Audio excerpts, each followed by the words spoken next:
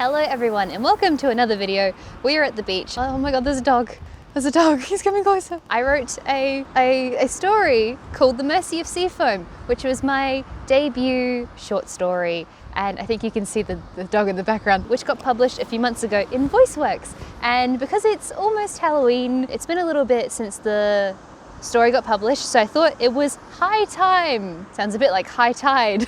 That I read it to all of you. So here we are today at the beach, and this is The Mercy of Seafoam by me, Christy and Jones. Time does not exist for the island that the conquerors missed. If you walk the wrong way around the island quickly enough, time will turn backwards, but I could never make it. Even at a brisk pace, the frail bones of my shins would pinch. My body was not meant to move that way. Whenever I made it past the Needle Rock, the one at the top of the island's strange hill, I would collapse.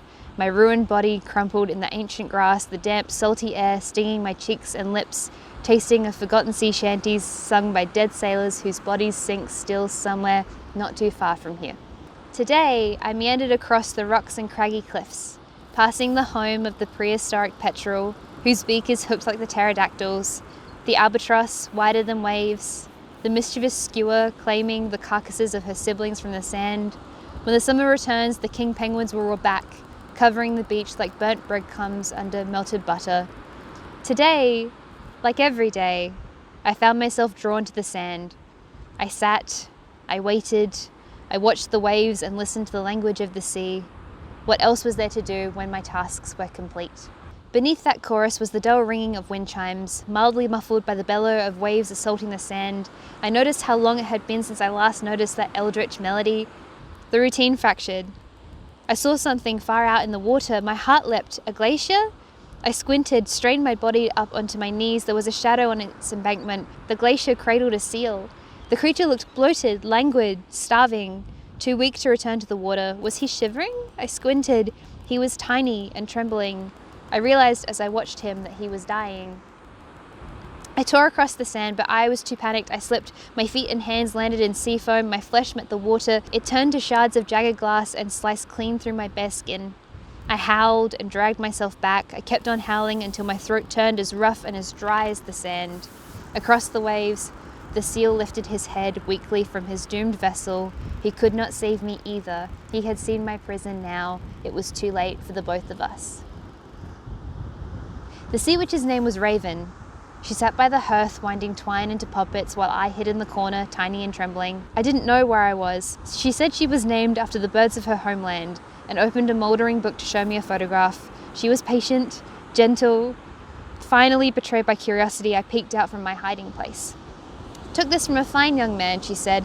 Her ancient eyes twinkled just like the birds in the picture, wide and wild and cunning. A seafarer. A beautiful one. She gave me pringly and cold broth and said that the sailor had had a broad nose and strong hands and mumbled in his sleep. She loved him, but he loved the ocean more than her, and so she took his compass, blankets and books. She had taken the chairs, pots and tables of the shack from the Duchess, with lovely lips and hair so soft it felt like down. The fine woman had been lost at sea. The wind chimes, they had been made by the selkies. Raven brought me blankets. They smelled like her, of sweat, earth and decay. She told me stories of her heartaches. I played with the pretty birds in their cages. My fear dwindled with the weeks as I began to feel sad for her. Pain is like the seasons, she would say when I was comfortable enough to cuddle onto her knee. It's inherited from one person to another, going around and around. People who are hurt others in their turn. There once was a witch put out to sea, left by a mother who searched for feed. The storms came in, the gulls came down, her mother was lost to the waves. She waited till she saw the sun, until the ice had made her numb. She waited forever for her to come. Her mother was lost to the waves. I did not feel the cold until the day I shed my skin. From beneath the thin membrane of water, I watched the heavy ebbing of the waves above.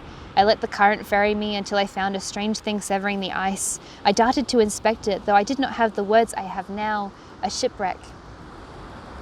The vessel had collided with the sea shelf and become a metal glacier. Its artifacts floated all around like organs spilling from a carcass. I swam through floating photographs and strings of pearls and pillowcases. I came into a spectral gown, the ghostly fabric swaying as if in a murmuring wind. I nuzzled my nose beneath the bodice. The fabric was soft against my blubber. My flippers forced through the sleeves, only my head peeped from the dress's chest. I did not fit. I held none of the grace of the women on the boats I had seen, but I slowly swam my own dithering dance, imagining my glorious life up there with them, beyond the skin of the water. I closed my eyes and ached for the world above, where the people would meet me and love me and see me. I knew I should check for the high-pitched calls of my kin, but they were hidden deep within the belly of the ocean, playing, chasing schools of krill through the dark, and would not catch me here. In my childish longing, I could not see the danger rushing up to grab me. A sharp hand curled around my tail and yanked upwards. I was dragged violently to the surface. Ripped from the dress in a spray of bubbles, I flailed, I bit, but the hand was too strong, pulled me too quickly. I saw the fantasy gown float further and further into the darkness as I was thrust out into the world. The hand dropped me onto the sand. I began to shiver. I had never shivered before. I sniffed the air and came away with so little. I perked my ears and heard only the dull edges of the waves, the cawing of gulls and wind chimes. My flippers were gone. Instead, I had fragile, sinewy limbs. My thin fingers fumbled, grotesque. My tail was lost. I could feel its absence. I howled for the first time with human lungs, and it hurt. The witch tilted her head. In her hands, she held a dead thing. It was leathery and limp, sliced down the belly. I stared. I felt the same eerie belonging to that carcass that I feel when I hear my own name. She was holding my skin. "You'll be happy," she said, "here with me." The witch bartered with the island's god, who gave her spells and its own nod. To sail the waves like a blue whale's pod, her mother was lost to the waves. She searched the sea and searched the land. She thought her mother was naught but sand. She found a ship sailing home as planned. Her mother had left her on purpose. The witch took her pain and took her knife. She stabbed and she stabbed till the wounds were rife. She returned to the island for the rest of her life. Her mother was lost to the waves. Jars of frog spawn sat on the counter where I was perched between the fireplace and Raven, who prattled about the squid north of the island. I listened instead to the wind chimes. They reminded me of the dying seal. The wind, his ferryman, chartering him from this world to the next. Each dull ring was another soul lost.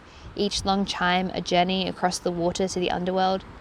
A violent smash smacked me from my reverie. I looked up to see Raven staring at me. The stone wall opposite dripped with frog spawn. "Was I boring you?" "No. You don't care for my stories," she snapped. "Of course I do. Liar." Her voice creaked like a haunted ship. She smashed another jar and then another. They splintered against the floor, bursting into jagged shards like cracked eggs. I watched, horrified. She nodded towards the door and held out an empty jar. It was beyond midnight. The sharp wind howled with bitterness and frozen rain. This was one of my tasks. She wanted me to wade through the ice to recollect the lost frog spawn. I began to shiver. I looked sharply at her, but when her furious irises met mine, I shrank. I watched myself reduce in the reflection of her eyes. "I'm sorry," I said, and I took the jar with shaking hands. "I know," she said, softening. Remorse flickered. "Remember, the world away from the island isn't as forgiving as I am."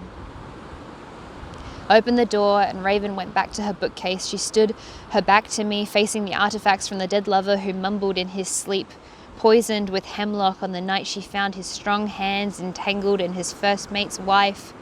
She sat in the armchair, stolen from the Duchess who had sneered at Raven's Island and refused to dock her ship here.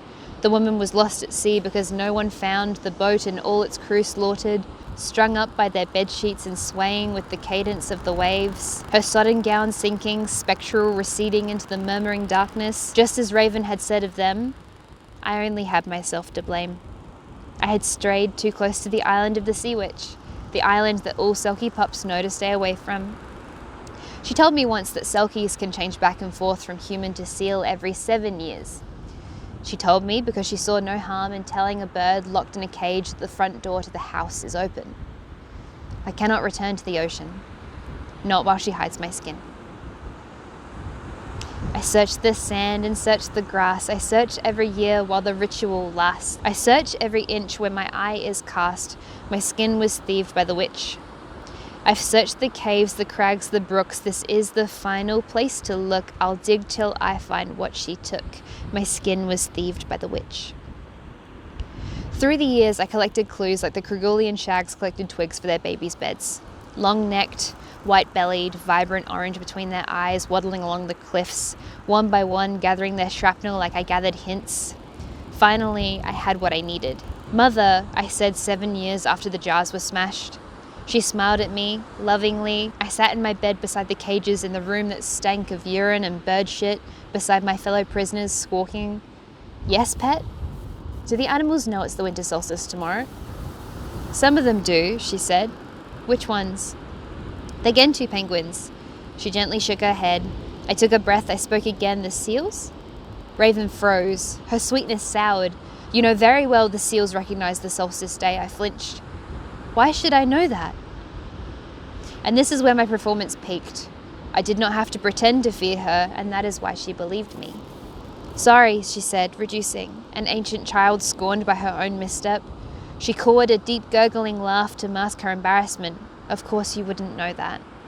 Now she would leave the doors unlocked during the ritual, because she loved me and trusted me. I had confirmed for another year my ignorance of my own species. She leaned forward and kissed my forehead, and I felt the tepid warmth from her mouth and then a pang of terrible sadness within my belly. She smiled, and I could see that she believed so intently that the potion of seagrass and lemon myrtle and frog spawn and seal blood had worked. She thought me cured of my memory. How I was fooling her, how badly I too would betray her. She fed me that potion the day she caught me, scooped me up off the sand, forced it into my mouth and shook me until I swallowed. Every year the pain of that memory dulled. Every year I forgave a little more, but now I looked at the hard edges of her mouth where she'd smiled, the devil's smile as I changed. I loved her. I hated her. I steeled myself with the echo of fury, lost on the air over time like the ringing of chimes. They rang now. I heard the light little ones I had made for her on my 14th birthday, 7 years to the day after I became her daughter. At dawn, she rose and began the solstice ritual. She sat at the wooden table, her candles wafting tendrils. She drew her runes and closed her eyes, and when the guttural humming began in her chest, I stole out of bed. I pulled my furs around me with guilty hands, closed the door in silence, and loped to the hill with the rock like a needle. Only now I knew it wasn't a hill, it was a barrow. And the needle rock, a tombstone. I dug and I dug and I dug.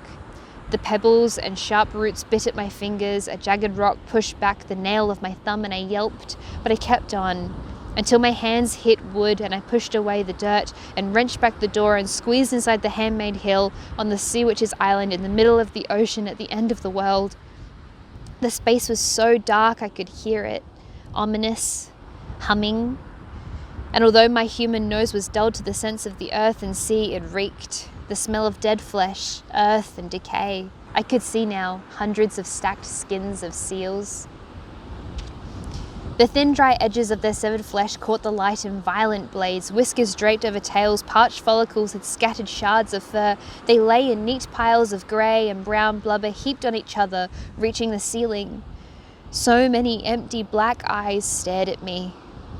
For here were all of Raven's selkie lovers, and all of her dead adopted children. The selkie pups who strayed too close to the island, the ones captured before me, the ones who drank the potion, the ones who threw themselves to the sea foam and disintegrated. I sensed my skin before I saw it, like hearing my own name muttered from another room. She was hidden, buried, forgotten.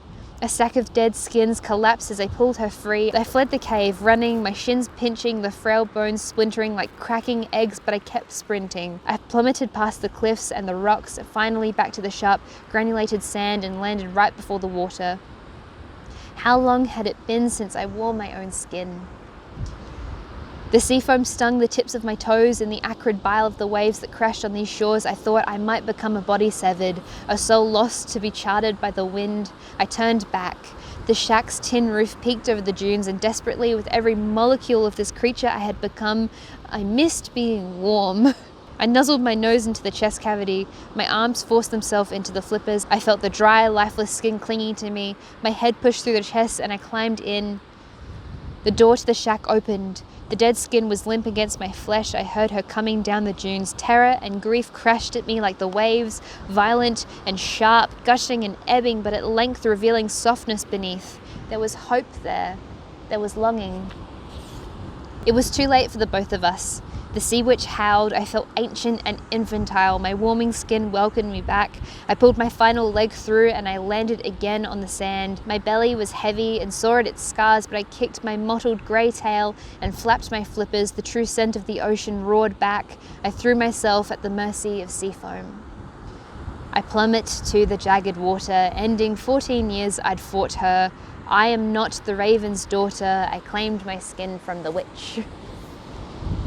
That is the end of my story. My leg has properly fallen asleep. I hope the audio is okay. I'm so sorry if the wind is really bad or if I kept bumping it. I hope you guys enjoyed my story. Thank you so very much for watching this video. Thank you to everyone over on Patreon for supporting the stuff I make, for being the reason I can come to the beach and read this story for you.